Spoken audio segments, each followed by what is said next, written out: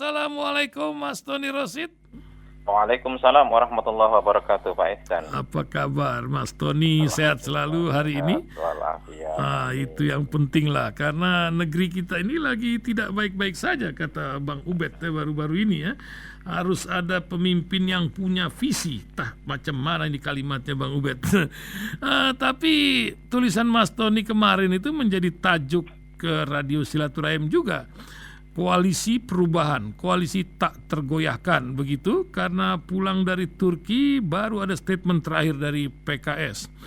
Apa yang Mas Tony lihat dari perkembangan terakhir?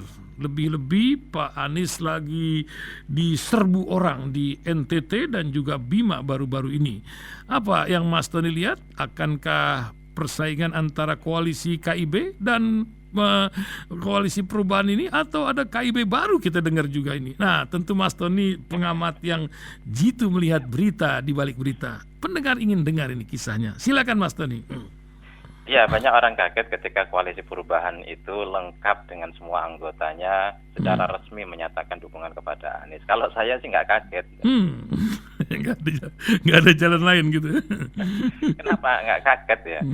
Ya, kita kan harus melihat pemetaannya. Pada akhirnya ada teori teori pertukaran. Teori pertukaran mengatakan aku beri, engkau mendapatkan. Nah, untuk mendapatkan sesuatu tidak selalu ada banyak pilihan, tidak selalu ada banyak jalur, tidak selalu ada banyak pintu. Kadang-kadang orang diberikan satu pintu untuk mendapatkan rezeki, orang diberikan satu pintu untuk mendapatkan keuntungan, atau beberapa pintu, tapi pintu itu yang paling menguntungkan daripada pintu-pintu yang lain. Ya, secara normal, wajar, mana sehat, akal sehat, tentu akan menggunakan satu pintu yang lebih menguntungkan, satu pintu yang lebih prospektif, satu pintu yang lebih banyak mendapatkannya. Ini juga menjadi basis teori untuk melihat peta politik pada kali ini terkait dengan rencana Pilpres 2024. Nasdem misalnya, ya, saya buka aja, saya dengar Nasdem mempersiapkan Anies Baswedan itu sejak tahun 2019 pasca Pilpres. Udah lama ya. Lama sekali. Kenapa? Nasdem punya survei, Nasdem punya hitung-hitungan, Nasdem punya kalkulasi politik. Bagi Nasdem yang paling menguntungkan dan potensial untuk memenangkan pertarungan 10 tahun yang akan datang, maksudnya pasca 2024, itu adalah dengan Anies. Nah, itulah kejelian Nasdem dibanding dengan partai-partai yang lain. Dan tidak hanya itu, kelebihan Nasdem adalah berani mengambil resiko untuk menentukan atau membuat terobosan baru. Ya, berbagai julukan seperti Nasdem ketika ada TV milik seorang pimpinan di Nasdem itu dihajar oleh umat dan sebagainya, itu sudah dihitung, sudah dikalkulasi. Itu adalah risiko politik yang harus diambil. Dan pada saat 2024 atau deklarasi 3 Oktober 2022 kemarin, itu sudah dikalkulasi dengan semua risikonya. Kalau kemudian, dan itu banyaklah hal-hal yang berada di balik panggung yang tidak selalu bisa diceritakan ke publik, bahwa intinya Nasdem sudah merencanakan dari tahun 2019 dengan kalkulasi politik yang sangat matang, dengan data-data survei yang sangat jeli, yang pada akhirnya menentukan nanti akan mendukung Anies. Tentu risikonya A, B, C sudah dihitung. Akan reshuffle kabinet, barangkali akan berhadapan dengan pihak yang lebih berkuasa, kemudian akan berseberangan dengan banyak pihak, dan akan dianggap sebagai munafik, dianggap sebagai dari ini. Itu adalah risiko politik. Sebenarnya ini juga dilakukan oleh banyak partai, cuman banyak partai ini hitung-hitungannya biasanya di belakang. Terus kemudian tidak berani mengambil risiko yang cukup besar. Ya biasalah dalam konsep Islam itu, siapa yang paling berkeringat lebih banyak, ya Pak, dapatnya lebih banyak, kan begitu. Siapa yang risikonya kecil dapat lebih kecil, risikonya lebih besar dapat yang lebih besar. Ala ajru ala qadri ta'ab. Kan itu sebenarnya. Dan itu dilakukan oleh Nasdem. Maka ketika saya pernah ungkapkan ke beberapa teman di DPR bahwa Nasdem ini konsisten dan sudah direncanakan lama, mereka nggak pernah percaya. Hari ini baru mereka kemudian percaya sama saya bahwa apa yang saya informasikan dianggap aneh tapi ternyata benar. Itu satu hal.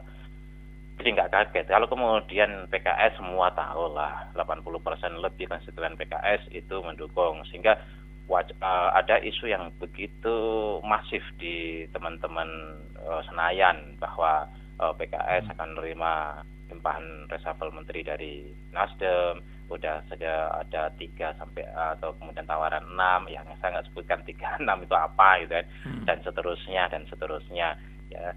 Saya bilang, selalu katakan bahwa PKS itu sudah puasa. Dalam ibarat Ramadan itu 30 hari puasa Ramadan, itu sudah hari ke-29. Nggak mungkin PKS akan batalkan puasanya sehingga nggak jadi lebaran. Nah, mendukung kalau loncat dari Anies itu akan membatalkan. Maksudnya apa? Ada kotel efek dengan posisinya sebagai oposisi selama hampir 10 tahun ini. Tidak mungkin kemudian dikorbankan hanya 1, 2, 3 menteri atau hanya mendapatkan logistik sekian misalnya.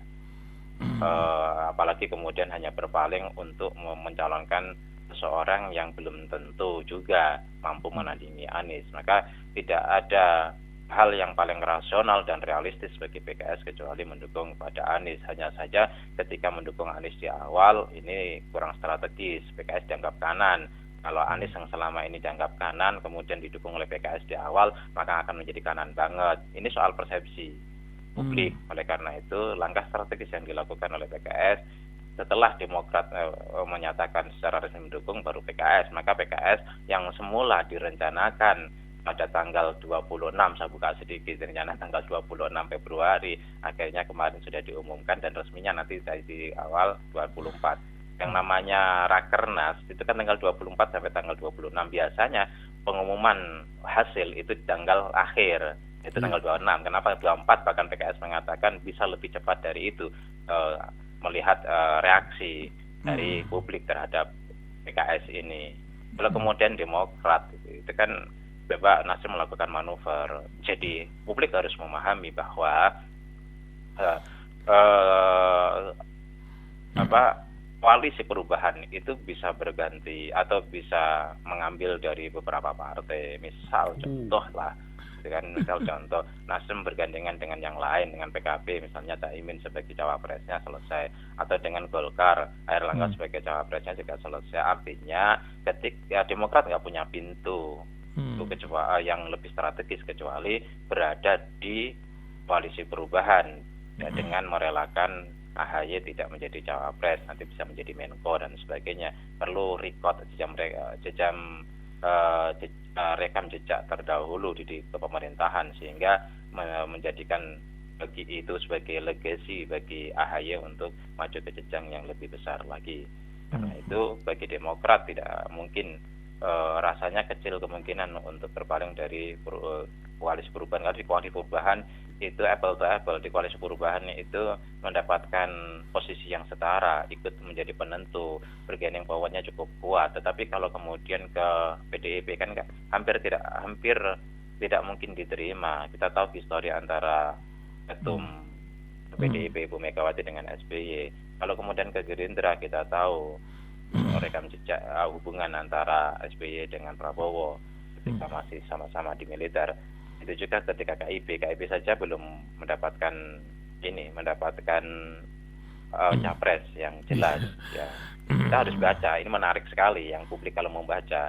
Kenapa Airlangga akhir-akhir ini mau bertemu dengan Nasdem atau Surya Paloh? Kenapa pula Kamzul Zulkifli Hasan ketum PAN yang notabene menjadi salah satu anggota partai di koalisi KIB, tahu-tahu muncul dengan membuat sebuah pernyataan bahwa ini kita masih gamang terkait dengan capres atau belum jelas terkait dengan capres. Apakah ini ada hubungannya dengan misalnya apakah ini ada hubungannya dengan pertemuan antara Pak Jokowi dan Pak Surya Paloh? Apakah juga ini ada hubungannya ketika pertemuan pada saat itu di Rakernas PDIP antara Pak Jokowi dan Ibu Megawati? Nah, ini perlu ditelusuri lebih jauh. Ya, rasanya kok tidak mungkin tahu-tahu muncul niat atau rencana pertemuan antara Golkar dengan Nasdem, atau munculnya ungkapan dari semacam dalam tanda kutip kegalauan. Apakah ini adalah soft landing? Apakah ini adalah test the water untuk merapat atau sebagainya gitu. Nah, ini perlu juga dibaca. Oleh karena itu, kalau kita melihat dari peta politik saat ini, ya, cara menganalisisnya adalah pada kebutuhan objektif, keadaan objektif, atau situasi objektif dan kebutuhan objektif. Dua hal yang mesti kita lihat. Dari situlah kemudian kita relatif lebih mudah untuk membaca akan kemana peta politik saat ini. Tapi karena dalam politik itu bukan like and dislike, bukan suka tidak suka, bukan aku ingin milih ini dan aku ingin milih itu, tidak. Tapi kebutuhan objektif, situasi objektif itulah yang dalam tanda kutip memaksa kepada setiap pimpinan-pimpinan partai untuk membuat keputusan-keputusan tidak harus sesuai dengan kehendaknya, tapi mengakomodir, beradaptasi dengan situasi dan kebutuhan yang lebih real atau lebih objektif. Oke, luar biasa. Jadi sementara wakilnya ini masih goib ya, Mas Tony ya. Jadi belum, atau melihat toko sebelah dulu nanti baru kelihatannya koalisi yang satu ini menentukan wakilnya. Diserahkan murni kah kepada Anies atau ada cerita lain di balik ini, Mas Tony? Ya, itu bahasa kesepakatan lah. Serahkan kepada Anies, gitu kan. Ya, bahasa publiknya harus seperti itu, serahkan kepada Anies.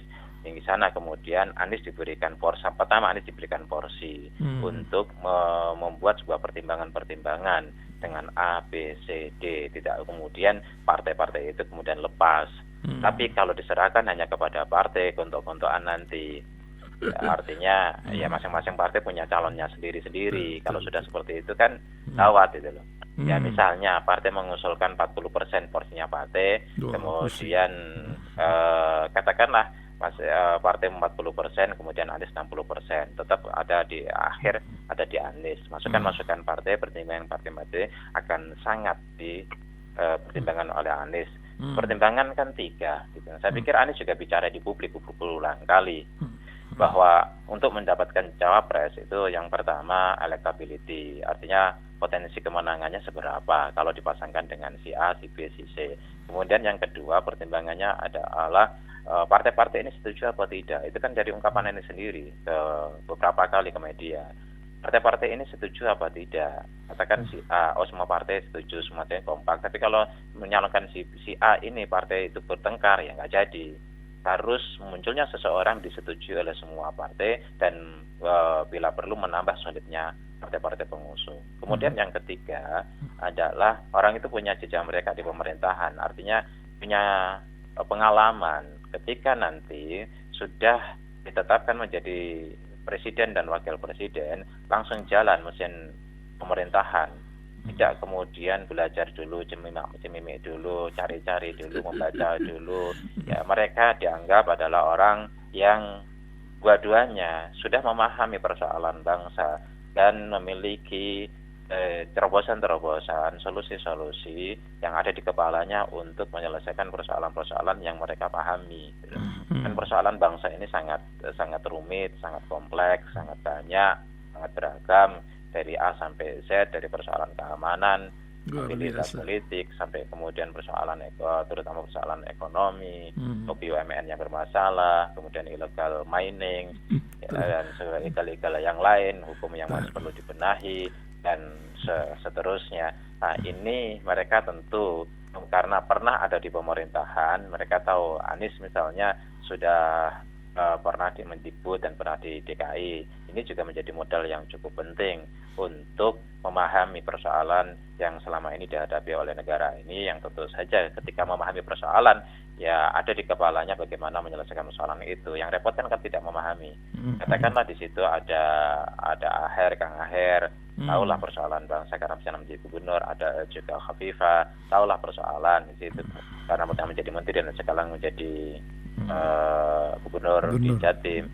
Ada kemudian Caimin ya, pernah jadi menteri, begitu juga Mahfud MD beberapa kali jadi menteri, pernah di MK dan seterusnya. Tentu ada sederetan nama-nama yang memiliki kapasitas untuk memahami dan sekaligus untuk menyelesaikan persoalan bangsa yang mereka pahami. Jadi nama-nama itu tentu saja kapan ditentukan, ya nanti tentu saling melirik, sana ngambil siapa, sini ngambil siapa, dan itu juga bisa itu yang berlaku sebelum-sebelumnya ya. Ini bisa juga ritmenya berbeda atau polanya berbeda, di mana takut satu orang jadi rebutan mana siapa yang ngambil duluan. Kenapa? Karena satu orang kalau dipasangkan si A akan besar pengaruhnya di electability, maka adu cepat itu juga menjadi pola yang bisa berubah saat ini. Ya, luar biasa. Mas Tony, hari ini nih hari Rabu PON, hari Rabu yang nampaknya entah macam mana Pak Jokowi itu seling mengambil kebijakan untuk mengganti atau membuat reshuffle kabinet. Kita tunggu nih jam per jam menanti apakah benar, apakah karena seorang Anies Baswedan sehingga beberapa menteri harus berganti. Dan juga saya melihat ada loncat-loncat antar partai sekarang ini ya. Terakhir Pak Ridwan Kamil masuk Golkar dengan Vespanya, Ria Ernest juga ini dari PSI, partai yang memang dipersiapkan untuk Anies Baswedan. Entah gimana ya ceritanya. Demikiankah seorang Anies Baswedan? Mas Tony melihatnya apa nih di tengah Indonesia ke depan ini? Silakan Mas Tony. Saya deg-deg juga, takut ada pengumuman nama saya sama Pak Jokowi kan. Gitu. Tahu gitu kan, apalagi Menteri Pertanian itu yang nggak diundang kemarin ya, betul. Nggak diundang gitu kan. Tadi lagi ngurusin kopi gitu. Yang punya proyek atau punya ini untuk anggaran 2023 itu belum ada SK-nya pada itu. Apakah ini berkaitan dengan rencana reshuffle kabinet gitu ya? Ya, karena ada beberapa kawan yang kerja sebagai partnership di Kementan gitu lah. Oh gitu. Jadi memang Anies menjadi munculnya Anies ya, dapat tiket atau tidak dapat tiket, yang sekarang sudah dapat tiket ibaratnya, itu memang merubah semua partai. Dan kita tahu, dengar begitu yakinnya pihak teman-teman di eksekutif, teman-teman di legislatif, dan juga teman-teman yang ada di elit ekonomi, para pengusaha itu dulunya begitu yakin ya. Kadang-kadang saya berpikir keyakinannya itu kok kayak melebihi imannya gitu kan. Itu Anies nggak akan nyapres gitu loh. Itu begitu yakin ya, karena saya diskusi dan bertemu dengan mereka itu beberapa kali, dan begitu yakin ketika saya menganggap udahlah Anies dapat tiket. Antum yakin saya bilang gitu. Mereka anggap aneh gitu kan. Kemarin baru mereka bilang, kami itu lihat ekspresi Pak Tony ini kok yakin, padahal kami semua nggak yakin. Itu kok bener katanya, padahal itu pendapat aneh katanya. Ya kenapa saya dibilang terlalu berpihak? Enggak.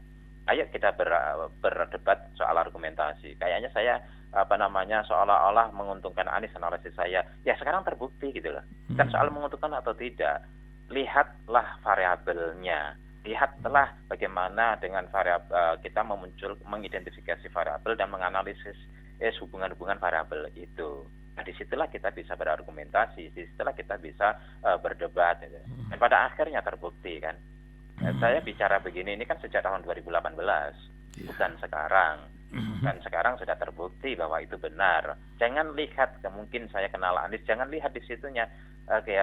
Kita lihat dalam konteks ilmiah, kita lihat dalam konteks objektif gitu loh. Dan saat ini terbukti bahwa Anies mendapatkan tiket, sebagaimana dulu sejak lama saya bilang Anies akan mendapatkan tiket. Kenapa? Karena bacaan kita terhadap variabel-variabel dalam peta politik saat ini yang menguntungkan Anies. Saya selalu bilang, ini peta politik saat ini sangat menguntungkan Anies. Anies diuntungkan oleh situasi objektif pada saat ini sehingga kemudian mendapatkan tiket. Ini yang kemudian orang-orang ini salah paham, tidak mau membaca secara objektif, hanya bernafsu like and dislike, yang pada akhirnya mereka tidak mampu membaca secara komprehensif dan memetakan secara benar. Pada akhirnya kecelek, pada akhirnya kecewa, pada akhirnya kaget, ada yang marah-marah ingin bongkar-bongkar perjanjian Anies dan sebagainya. Ya menurut Iya, saya itu problemnya adalah itu masalah perjanjian juga. Itu macam mana sih ya ingat jadi perjanjian batu tulis? Jadi kalau ingat perjanjian gitu.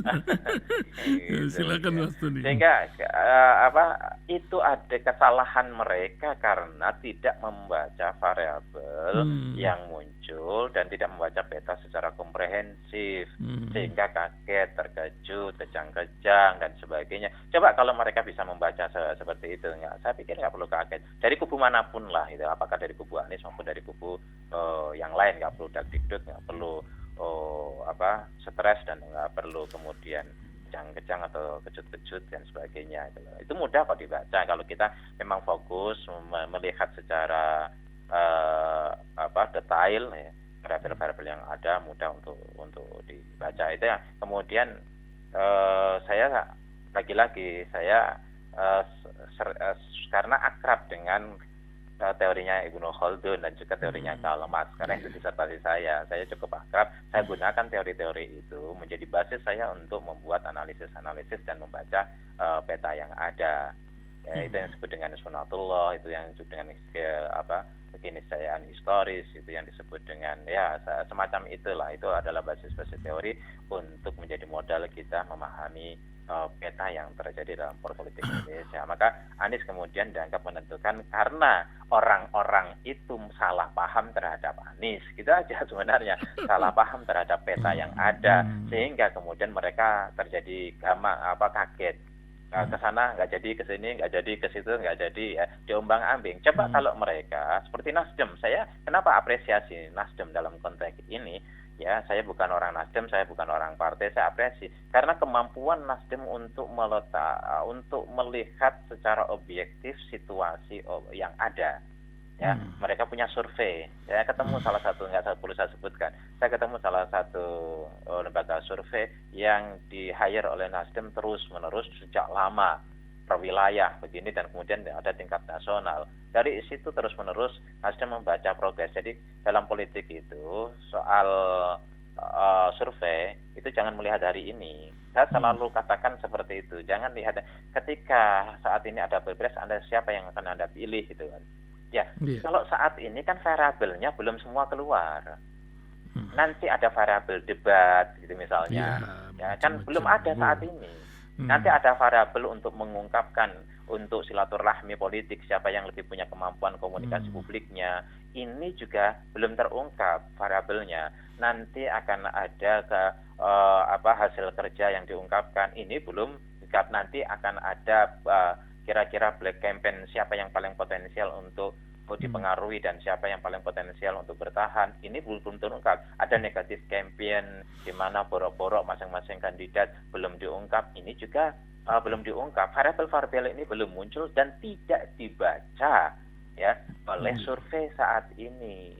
Kenapa saya selalu ulang? Kenapa pada Pilgub DKI 2017 satu hari menjelang putaran pertama saya menulis judulnya Ahok tamat, Anies berkibar, AHY pemimpin masa depan. Pada saat itu kan sensitif kalau saya bilang AHY kalah. Gitu. Ya, kenapa? Pada saat itu elektabilitas AHY dan Ahok bahkan di atas 40, AHY kemudian di atas 30, Anies itu paling 17 di bawah 20. Kenapa saya berani? Itu kan survei hari ini, belum diungkap variabel debat. Dan bagaimana masyarakat Jakarta berkaitan dengan kan preferensi rasionalnya lebih besar, ya relatif lebih besar daripada daerah yang lain. Kalau pada saat itu Pilgub DKI adanya bukan di DKI dengan peta yang seperti itu, adanya di Jabar atau daerah yang lain, Anies kalah itu. Yang kemungkinan besar menang adalah AHY. Tapi itu ada di DKI, di mana kita petakan pemilih itu seperti apa, preferensi psikologisnya, preferensi sosiologisnya, preferensi rasionalnya ya seperti apa, dan kemudian melek media ini ibu kota, coba di daerah yang lain. Nah, saat ini juga dari awal saya menganalisis dari situ. Kalau survei ya hari ini, maka saya selalu bilang survei terkait dengan Ganjar elektabilitasnya memang tinggi pada saat itu dan cepat, tapi bubble ya artinya gelembung dan mudah pecah. Kenapa? Saya tidak melihat hari ini, tapi saya melihat semua variabel yang kemungkinan nanti akan muncul dalam konteks negatif campaign, dalam konteks branding, dalam konteks debat, dalam konteks komunikasi publik dan seterusnya, itu akan sangat mempengaruhi. Dan saat ini saja ada sejumlah survei, lembaga-lembaga survei yang saya kenal itu tidak dipublish, dan memang ada yang sebagian dipublish. Anies sudah di atas yang lain, dan Prabowo itu saya bilang pada akhirnya akan menjadi kebontot. Kenapa? Saya sudah pernah tulis jelaskan, kan terbukti. Dan saat ini terbukti. Pada saat itu saya ngomong orang mungkin sebagian nggak percaya, tapi pada saat ini terbukti dilampaui oleh Ganjar, dilampaui oleh Anies. Kenapa? Saya jelasin kok variabelnya, dan itu ilmiah kok, bisa diperdebatkan gitu loh.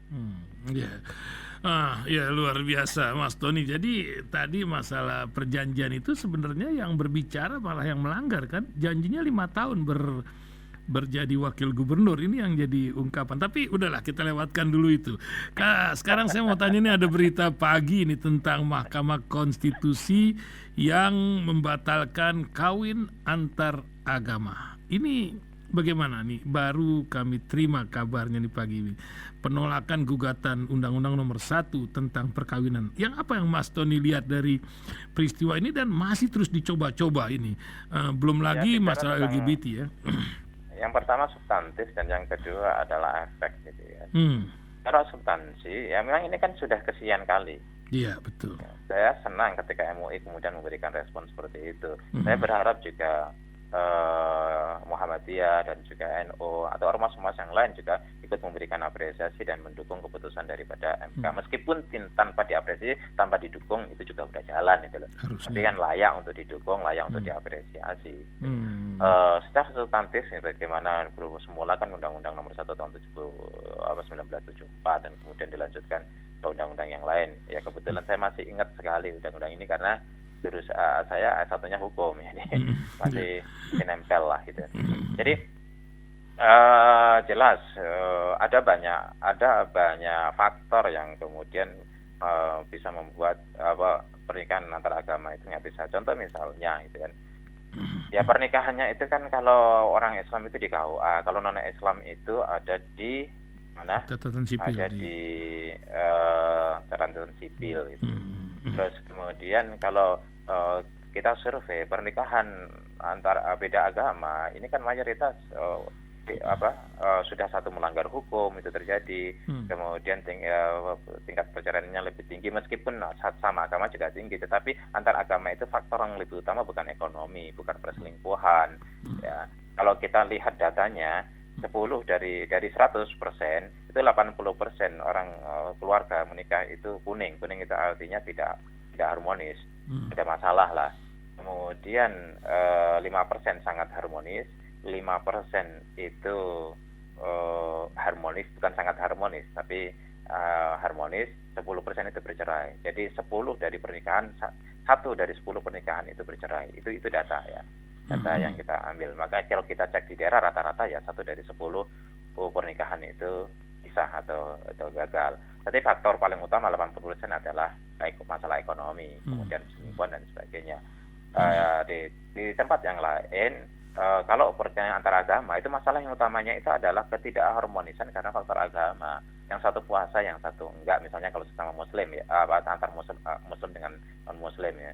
Yang satu umroh, pengennya juga bareng atau haji, yang lain enggak. Kemudian yang satu sholat, yang lain enggak, gitu.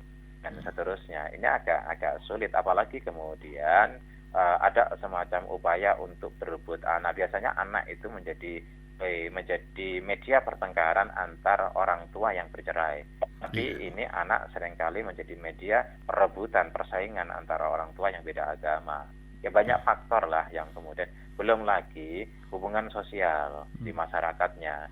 Ya ketika mereka beda agama, ya yang satu ikut pengajian, yang satu enggak. Contoh lah, anaknya pengen dikitan bagi yang orang tuanya Muslim, yang bagi orang yang non Muslim ya jangan dikitan. Itu kan terjadi perdebatan juga, dan itu ada di tetangga saya juga ada yang seperti itu. Tidak mudah, artinya dalam pernikahan itu kan ada persoalan ekonomi, ada persoalan komunikasi, ada persoalan keluarga dan hubungan antar keluarga besar dari suami atau dari istrinya.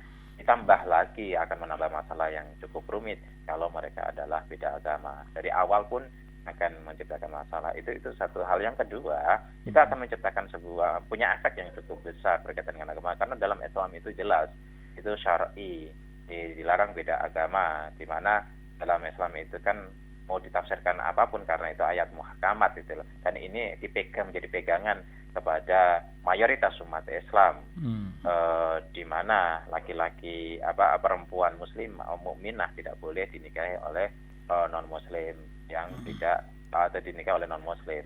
Nah, kali ini terjadi maka akan ada demo besar-besaran, akan ada protes besar-besaran. Kenapa? Karena itu jelas-jelas dianggap sebagai pelanggaran terhadap ajaran Islam yang mayoritas menjadi penduduk di Indonesia. Ini juga akan menjadi pertimbangan juga.